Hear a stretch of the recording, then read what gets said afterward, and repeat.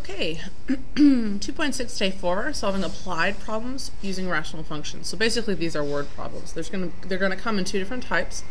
The assignment is page 343, 90 through 98 even, so it's not very long, but the questions themselves can be kind of big, so thankfully there aren't too many of them.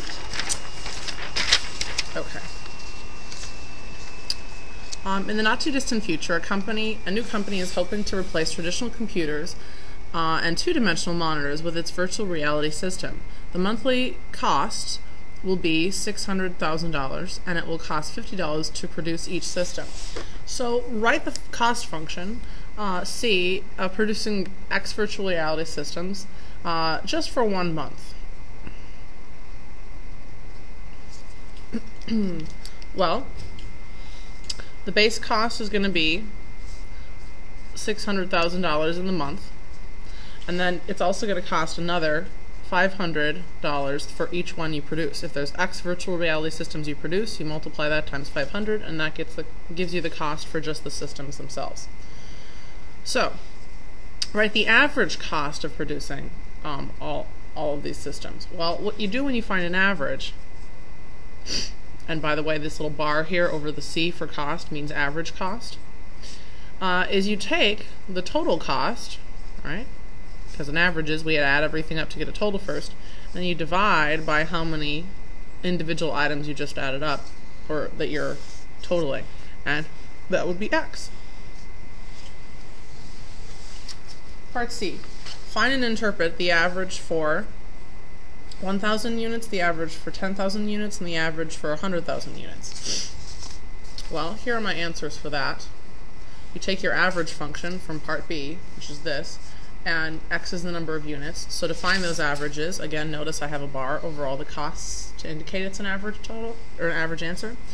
And I simply substitute in each one of those, 1,000, 10,000, and 100,000 into each one.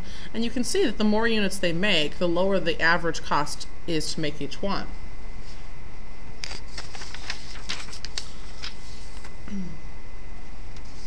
Find the horizontal asymptote for the graph of the average cost function. That means this one. Well, these are both 1 degree powers. This is x to the first and that's x to the first. And in order to find an horizontal asymptote, if they're the same function, is we simply divide the coefficients in front of those leading terms. So this would be 50 and this would be 1. So 50 divided by 1 is 50. Oh, I'm sorry, I missed a 0. Oh, see, even on the movies I make mistakes. So this is 500, not 50. I copied it wrong. Okay, so then down here this will be 500 divided by 1. That would be 500. There we go.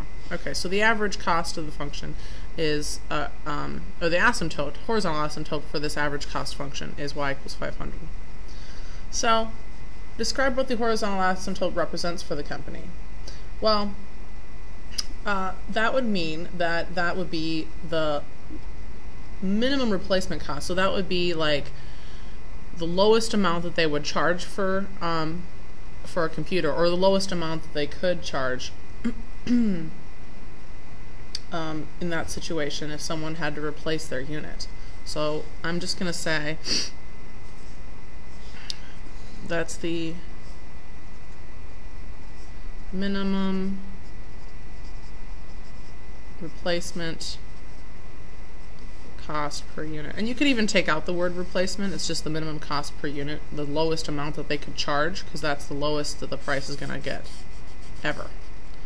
The price never gets below that line because the function exists entirely above that line of 500.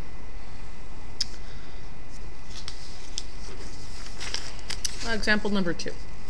2 commuters drove to work at a distance of 20 miles and then returned again on the same route.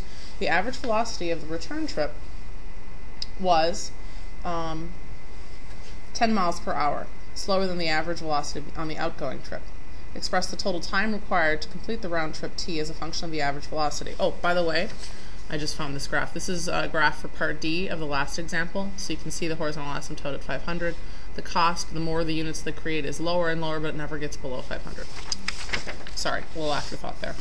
Okay, so this example number 2, basically it's talking about things that are moving through space. So they're giving us distances, they're giving us times, or at least time unit, which is in hours, and then they're also giving us rates, 10 miles per hour. So the first thing I think of is the function that tells us the relationship between those three things. Distance equals rate times time. You could also express that as one of the other variables on the right, time equals distance divided by rate, or you could say rate equals distance divided by time, anything like that. Okay, well, so they want us to express the total time. So I'm going to use this function right here to talk about total time.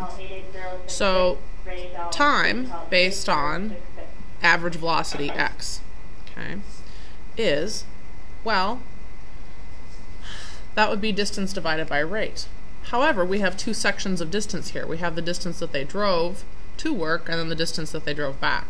So, or the time that they drove to work and the time that they drove back, since it's not distance, it's time is the overall unit that we're talking about. So I'm simply going to say if you want the total time, you would simply have to add up the amount of time it took going to work with the time returning from work. That would give you the total time. Okay, now they want it as a function of x, which is rate. Now this is kind of the tricky part. I'm going to take this function up here, time equals rate, distance divided by rate, and I'm going to simply say that if you know the distance divided by the rate, you could express the time going that way. And the same thing here, distance divided by rate for the returning trip. So do we know any of these numbers? Actually, yes. We know that when they drove to work, it was 20 miles, so that would be the distance going. Do we know the rate of speed that they drove there? Not really. So let's put an x. Again, the distance returning from work is going to be the same as the distance going to work, which is 20. And then the rate. The rate, let's see, it says the average velocity on the return trip was 10 miles per hour slower than the average velocity of the outgoing trip. So whatever this speed is 10 miles per hour slower than that. So we'll say it's x minus 10. And that's it. That is your overall function. That's all they wanted you to do, was simply create this equation. And we did it. That is our final answer.